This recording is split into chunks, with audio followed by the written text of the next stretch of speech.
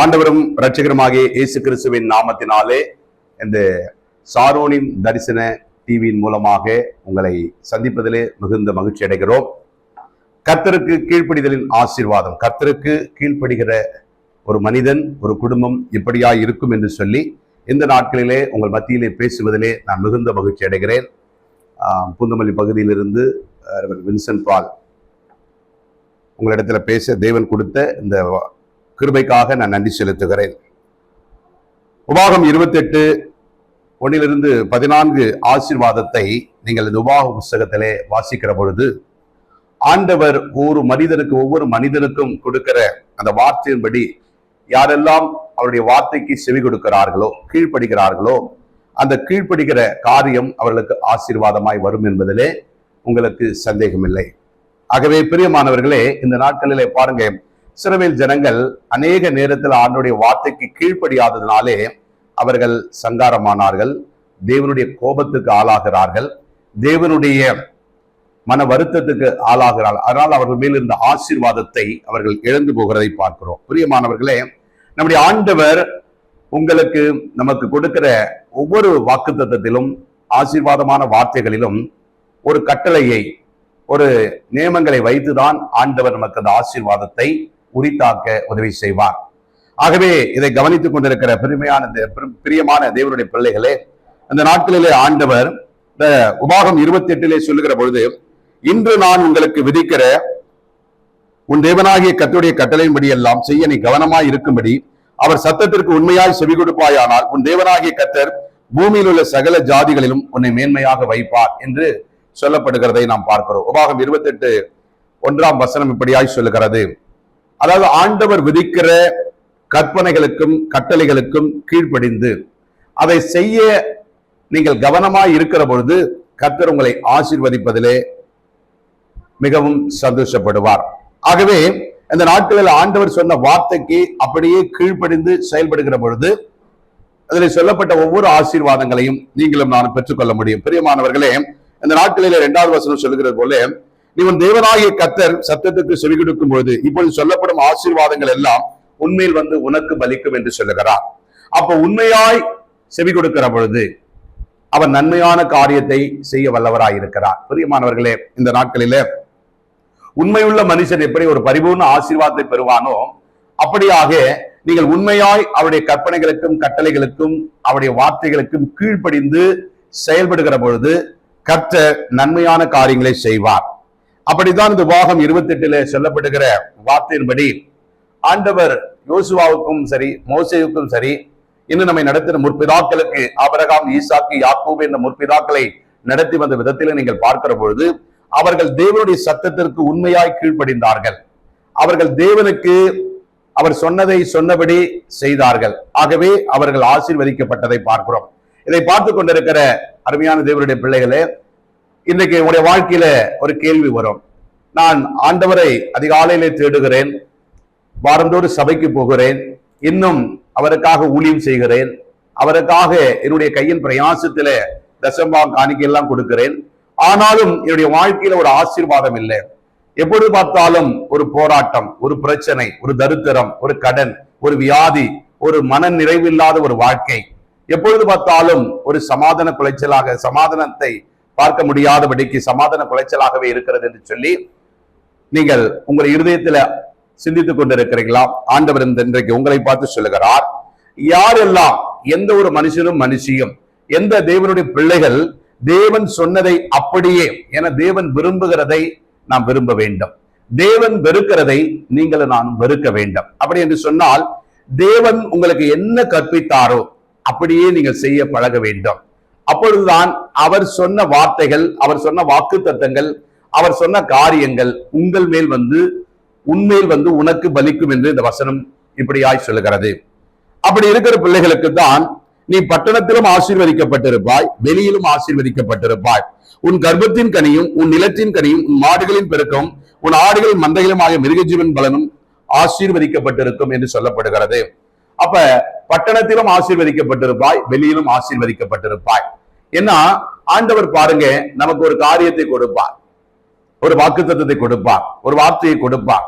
அப்ப அந்த வார்த்தையின்படி அதிகாலையில கர்த்தரை தேடுகிற பழக்கமுடையவர்களாக, அதிகாலையில ஒவ்வொரு நாளும் கர்த்தருடைய சமூகத்தை தேடுகிற பிள்ளைகளுக்கு அந்த நாள் முழுவதும் எப்படி நடக்க வேண்டும், எதை செய்ய வேண்டும், எதை செய்யக்கூடாது, என்னென்ன பிரச்சனைகள் வரும், அதை எப்படி சமாளிக்கணும், மேற்கொள்ள வேண்டும் என்பதை எல்லாம் அவர் உங்களுக்கு கண்ணை வைத்து ஆலோசனை சொல்லுவார்.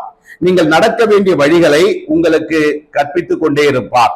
ஒருவேளை போகிற வேலை ஸ்தலத்துல ஒரு மேலதிகாரிகள் மூலமா உங்களுக்கு ஒரு பிரச்சனை வருகிறது, இல்லை என்று சொன்னால் நீங்கள் ஒரு வியாபாரியா இருக்கிறீங்க, ஒரு வியாபாரத்துல உங்களுக்கு ஒரு பிரச்சனை வருகிறது, இல்லை என்று சொன்னால் ஒரு ஊழியம் செய்கிறீர்கள், ஒரு ஊழியத்துல உங்களுக்கு விரோதமான எதிரிகள் எழும்புகிறார்கள், இல்லை என்று சொன்னால் ஒரு குடும்பத்தில் ஒரு பிரிவினை வருகிறது, இல்லை என்று சொன்னால் ஒரு பண சேவைகள் வருகிறது, இல்லை என்று சொன்னால் ஒரு சரீரத்துடைய ஒரு சுகத்துக்காக நீங்கள் மருத்துவமனைக்கோ வேறு இடங்களில் போகிற பொழுது அவர் என்ன சொல்லுகிறாரோ, அவர் எப்படி உங்களுக்கு வழிகாட்டுகிறாரோ, என்ன வாக்குத்தத்தங்களை கொடுத்தாரோ அதன்படி நீங்கள் நடக்க கவனமா இருக்கிற பொழுது அவர் என்னென்ன வார்த்தை சொன்னாரோ அது அப்படியே வந்து உங்களுக்கு பலிக்கும். அநேக பேர் என்ன பண்ணுவாங்கன்னா, ஜெபம் என்பது ஒரு ட்ரெடிஷனலான ஒரு வாழ்க்கை போல காலையிலிருந்து ஜெபித்து தன்னுடைய வேலைக்கு கடந்து போய் இரவு வந்து ஜெபித்து படுத்து விடுவார்கள். இது ஒரு பாரம்பரியமான எல்லா மதத்தினருக்கும் எல்லா ரிலீஜனுக்கும் இருக்கிற ஒரு கடமை. கடமைக்காக நாம் கர்த்தரை தேடக்கூடாது, நம்முடைய ஜீவனுக்காக கர்த்தரை தேட வேண்டும். ஏனென்று சொன்னால் கர்த்தருடைய வசனம் நமக்கு ஜீவனாய் இருக்கிறது. மனிதன் அப்பத்தினால் மாத்திரமல்ல, தேவனுடைய வாயிலிருந்து புறப்படுகிற ஒவ்வொரு வார்த்தையினாலும் பிழைப்பான் என்று சொல்லப்பட்டிருக்கிறது. அப்படி என்று சொன்னால் அதிகாலையில் என்னை தேடுகிறவர்கள் கண்டடைவார்கள் என்று சொல்லுகிறார். அப்ப அதிகாலையில் என்னை நோக்கி கூப்பிடு, உனக்கு எட்டாவது அதிசயமான காரியங்களை செய்வேன் என்று சொன்ன ஆண்டவர், அதிகாலையில யாரெல்லாம் தேவ சமூகத்தில போய் அவர் நாமத்தை மகிமைப்படுத்தி அவருடைய சமூகத்திலே காத்திருந்து அவருடைய ஆலோசனைகளை பெற்று அவருடைய எச்சரிக்கைகளை அவருடைய எச்சரிக்கைகளை கவனமாய் கை கொண்டு அவருடைய வழிகளில் நடக்கிற பொழுது நீங்கள் பாக்கியவான்களாய் இருப்பீர்கள். ஆகவே இந்த நாட்களில நீங்கள் போகிற இடமெல்லாம் பாருங்க, யோசேப்போடு கர்த்தர் இருந்தார், அவர் காரிய சித்தி உள்ளவனாய் இருந்தார். பாருங்க, அவனை ஒரு குழியில போட்ட பொழுதும் தேவன் அவனோடு இருந்தார். அங்கிருந்து அவனை தூக்கி போகிற இஸ்மவேல் சந்ததியிடத்தில் எகிப்துக்கு போகிற பொழுது அவனை விற்று போட்டார்கள். பார்வோனுடைய அரண்மனையிலே போகிறான், அங்கும் இருக்கிற பொழுதும் அவனுக்கு சில பிரச்சனைகள் வருகிறது. அங்கேயும் ஒரு ஆபத்தில் இருந்து கர்த்தர் அவனோடு இருந்து அவனை காக்கிறார். அதற்கடுத்து வீண்படி சுமத்தப்பட்டு பாருங்க சிறைச்சாலையிலே போடுகிறார்கள். அங்கேயும் கர்த்தர் சிறைச்சாலையிலே இருந்து அவனுக்கு என்ன பண்ணுகிறார், தப்பு வைக்க வலி கண்களிலே தயவு கிடைக்க பண்ணி அவனை மீண்டும் அந்த உயர்ந்த ஸ்தானத்திலே கொண்டு வருகிறதை பார்க்கிறோம். பிரியமானவர்களே, அப்படி என்று சொன்னால் யாரெல்லாம் இன்றைக்கு கேட்டுக்கொண்டிருக்கிற நீங்கள் இதை அவருடைய சத்தத்துக்கு கேட்டு அவர் சித்தத்தின்படி யாரெல்லாம் உண்மையாய் கைக்கொள்வார்களோ அவர்களுக்கு நன்மையான காரியம் வந்து வாய்க்கும். அப்படிப்பட்டவர்களுக்கு தான். ஏன்னா இந்த வசனத்தை இன்னைக்கு நான் படிச்சுட்டேன், இது எனக்கு பலிச்சிடும், இதன்படி நடந்துடும் சொன்னீங்கன்னா உங்கள் அறியாமையினால் நான் பரிதாபப்படுவேன். ஏனென்று சொன்னால் படித்த எல்லாருக்கும் அல்ல, படித்தபடி நடக்க வேண்டும். பார்க்கிறவர்கள், படிக்கிறவர்கள், கேட்கிறவர்கள், நடக்கிறவர்கள், அதிலே முடிவிருந்து நிலைத்து நிற்பவனே ரட்சிக்கப்படுவான். அப்ப ஒரு வசனத்தை படிப்பதனால மாத்திரம் அவருடைய ஆசீர்வாதத்தை நாம் சுதந்திரித்துக் கொள்ள முடியாது. அவர் சொன்னபடி செய்ய வேண்டும். அவர் விரும்புகிறதை விரும்ப வேண்டும், அவர் வெறுக்கிறதை வெறுக்க வேண்டும். அதனாலதான் இந்த ஜனத்துக்கு சொல்லுகிற பொழுது, நீ பட்டணத்திலும் ஆசீர்வதிக்கப்பட்டிருப்பாய், நீ வெளியிலும் ஆசீர்வதிக்கப்பட்டிருப்பாய். நீ பட்டணத்தில் இருந்தாலும் கர்த்தர் உன்னோடு இருப்பார், வெளியில் இருந்தாலும் கர்த்தர் உன்னோடு இருப்பார். அது மாத்திரமல்ல, உன் கற்பத்தின் கனியும் உன்னுடைய மாப்பிசைகிற தொட்டியா இருந்தாலும் சரி, உன் நிலத்தின் கனிகளும் மாடுகளின் பெருக்கமும் ஆடுகளின் பெருக்கமும் உன் கையிட்டு செய்கிற வேலையும் கர்த்தர் ஆசீர்வதிப்பாரா. ஏனென்று சொன்னால் கர்த்தர் உங்களோடு இருந்தார், அது யாவையும் ஜெயமாய் முடியும். யாருக்கு இது முடியும் என்று சொன்னால், கர்த்தருடைய சத்தத்துக்கு செவி கொடுத்து உண்மையாய் செபித்து அவருடைய வழிகளிலே நடக்கிற மனிதர்களுக்கு, தேவ பிள்ளைகளுக்கு இது நடக்கும். அது மாத்திரமல்ல, ஆண்டவர் சத்தத்துக்கு செவி கொடுத்தா வெறும் ஆசீர்வாதம் மாத்திரம் தானா அப்படின்னு மாத்திரம் இல்லை, உன் கூடையும் மாப்பிசைகிற உன் தொட்டியும் ஆசீர்வதிக்கப்பட்டிருக்கும், நீ வருகையிலும் ஆசீர்வதிக்கப்பட்டிருப்பாய், நீ போகையிலும் ஆசீர்வதிக்கப்பட்டிருப்பாய் என்று வேதம் சொல்லுகிறது. அப்ப மாப்பிசைகிற தொட்டியும் களஞ்சியத்தில் இருக்கிற எண்ணெயும், அப்ப உங்க வீட்டுல உங்க களஞ்சியத்திலும் சரி, உங்களுடைய வீட்டுல ஒரு ஆகார திரட்சியும் சரி குறைவில்லாமல் இருக்கும். ஏன்னா இன்னைக்கு மனிதர்கிட்ட ஒரு வேண்டுதல் வச்சா அந்த வேண்டுதலுக்கான விண்ணப்பத்துக்கு மாத்திரம்தான் பதில் தருவாங்க. ஒருவேளை எனக்கு ஒரு லீவு வேணும் என்று சொல்லி உங்க மேல் அதிகாரிகள்கிட்ட, இல்ல உங்களுடைய ஊழியர்கள்கிட்ட, இல்லை என்று சொன்னா உங்களுக்கு மேல இருக்க மற்றவரிடத்துல நீங்கள் ஒரு பர்மிஷன் இல்ல ஒரு விண்ணப்பம் வைத்தீர்கள் என்று சொன்னால் அந்த விண்ணப்பத்திற்கு மாத்திரம்தான் அவர்கள் பதில் சொல்லுவார்கள், பதில் கொடுப்பார்கள். ஆனா ஆண்டவர் பாருங்க, உண்மையாய் செவி கொடுக்கிற பொழுது நீங்க எதற்கு செவி கொடுத்தீங்களோ அதுக்கு மாத்திரம் அல்ல, உங்களுடைய எல்லா காரியங்களிலும் கர்த்தர் உங்களை ஆசீர்வதிப்பாராம். அப்ப போகையிலும் ஆசீர்வதிப்பார், வருகையிலும் ஆசீர்வதிப்பார். நீங்க போகும்போதும் கர்த்தர் உங்களோடு இருப்பார், நீங்கள் திரும்பும் போதும் கர்த்தர் உங்களோடு இருப்பார். நீங்கள் எங்கே வனாந்தரத்துல இருந்தாலும், பட்டணத்திலே இருந்தாலும், பட்டணத்துக்கு வெளியிலே இருந்தாலும், நீங்கள் இன்னும் கடற்கரையிலே இருந்தாலும், இன்னும் திரளான மக்கள் கூடுகையில இருந்தாலும், தொழில் ஸ்தலத்திலே இருந்தாலும், வேலை ஸ்தலத்திலே இருந்தாலும், ஊழியம் செய்தாலும், நீங்கள் எங்கே இருந்தாலும், நீங்கள் போகிற இடமெல்லாம் உங்களுக்கு எவ்வளவு பெரிய பிரச்சனைகள், ஆபத்துகள், நாசமோசங்கள், இழப்புகள் வர காத்திருந்தாலும் அதையெல்லாம் விலக்கி கர்த்தர் உங்களை வருகையிலும் போகையிலும் ஆசீர்வதிப்பாராம். ஒருவேளை இதை பார்த்து கொண்டிருக்கிற நீங்கள் பேருந்துல பிரயாணம் பண்ணி கொண்டிருக்கலாம், ட்ரெயின்ல பிரயாணம் பண்ணி கொண்டிருக்கலாம், விமானத்துல பிரயாணம் பண்ணி கொண்டிருக்கலாம், இல்லை என்று சொன்னால் உங்களுடைய வாகனத்துல கார்ல பிரயாணம் பண்ணி கொண்டிருக்கலாம். அப்பொழுது எப்பொழுது நீங்கள் போகையிலும் சரி வருகையிலும் சரி, நீங்கள் எந்த காரியத்துக்காக போறீங்களோ அப்பொழுது அவருடைய ஆசீர்வாதம் கூடவே இருக்கும். நீங்கள் அதை முடித்து திரும்பும் பொழுதும் அந்த ஆசீர்வாத ஊற்றுக்கண்கள் உங்களோடு இருக்குமா? ஏன்னா சில பேர் பாருங்க, ஒரு நன்மையான காரியத்துக்கு போவாங்க, போகும்போது ஒரு பதட்டத்தோடு போவாங்க, இல்ல ஒரு ஆர்வமா போவாங்க, ஒரு சந்தோஷமா போவாங்க. அந்த காரியம் ஜெயமா முடித்தது, வெற்றி பெற்றோம், அந்த இடத்துல ஒரு ஆசீர்வாதம் வந்தனா திரும்ப வரும்போது சந்தோஷமா வருவாங்க. நிறைய பேர் மருத்துவமனைக்கு ஆம்புலன்ஸ்ல கொண்டு போவாங்க, இல்லைன்னா ஒரு மேல் படிப்புக்காக போவாங்க, இல்லை என்று சொன்னால் ஒரு வேலைக்காக இன்டர்வியூக்காக போவாங்க, இல்லைன்னா ஒரு தொழிலுக்காக போவாங்க. இது எப்படியாவது வாய்த்து விடாதா என்று சொல்லி போகும்போது ஒரு எதிர்பார்ப்பு சந்தோஷத்தோட போவாங்க. ஆனால் வாய்க்கவில்லை என்று சொன்னால் அவருடைய திரும்ப வருகிற பொழுது, போகிற போது இருந்த ஒரு சமாதானம், இருதய சந்தோஷம், எதிர்பார்ப்புகள் நிறைவேறவில்லை என்று சொன்னால் வருகிற பொழுது அவர்கள் மிகவும் உடைந்து கண்ணீரோடு, கவலையோடு, வருத்தத்தோடு வருவார்கள். ஆனால் தேவன் யாரோடு இருக்கிறார்களோ, எந்த தேவ பிள்ளையோடு இருக்கிறார்களோ அவர்கள் போகையிலும் ஆசீர்வதிக்கப்பட்டிருப்பார்கள், வருகையிலும் ஆசீர்வதிக்கப்பட்டிருப்பார்கள். நீங்கள் எந்த வேலை நிமித்தமா போனாலும் கர்த்தர் உங்களோடு இருந்து உங்கள் காரியத்தை ஜெயமாய் வாய்க்க பண்ணுவாராம். அது மாத்திரமல்ல, உனக்கு விரோதமாய் எழும்பும் உன் சத்துருக்களை கர்த்தர் உனக்கு முன்பாக முறியடிக்கும்படி ஒப்பு கொடுப்பார். ஒருவேளை நீங்க ஒரு காரியத்துக்கு போகிற பொழுது பல தடைகள் வரலாம். அந்த தடைகள் வருகிற பொழுது, அந்த தடைகள், ஒருவேளை நீங்க ஒரு ஊழியத்துக்கு போறீங்க, ஒரு இடத்துல ஊழியத்தை போய் ஆத்துமாவை அறுவடை செய்யணும்னு நினைப்பீங்க. அந்த இடத்துல பல தீவிரவாத, பல மத தீவிரவாதிகளாலே இல்ல மற்ற பொல்லாத மனிதர்களாலே அங்க உங்களுக்கு பிரச்சனை வரும்.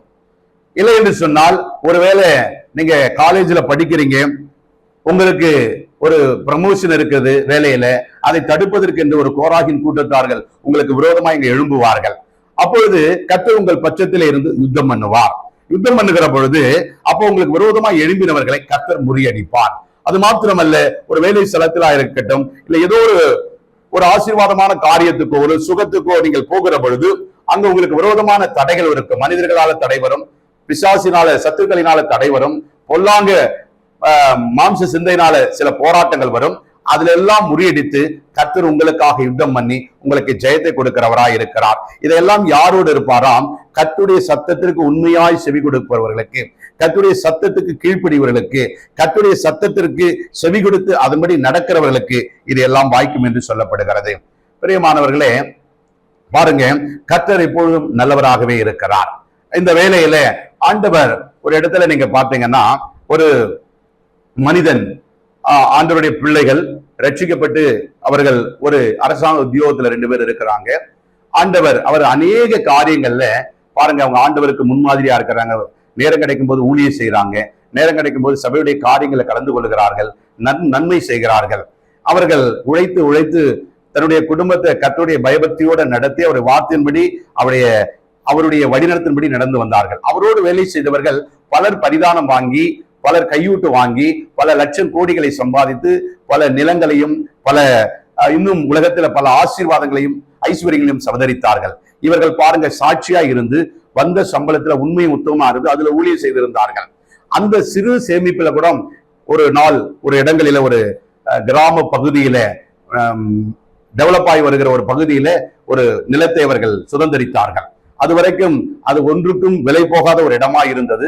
அவர்களுக்கு முதியோர், அதாவது அவங்களுடைய வேலையில ஓய்வு பெறுகிற நாள் வருகிற பொழுது அது திரும்பி பார்க்கிறார்கள். அவர்களுக்கு அந்த பிரிவு உபச்சார விழா வைக்கிற பொழுது அவர் கூட இருந்தவர்களாம் சொன்னார்கள், இந்த பாருங்க நாங்களும் உங்களோட தான் வேலை செஞ்சோம், பாருங்க நீங்க நாங்க எவ்வளவு வசதி வாய்ப்பா காடு பங்களா செட்டில் ஆகிருக்கிறோம், நீ பிழைக்க தெரியாத மனிதனா இருக்கிறீ என்று சொல்லி கணவன் மனைவி 2 பேருமே வெவ்வேறு இடத்துல வேலை செய்தார்கள்.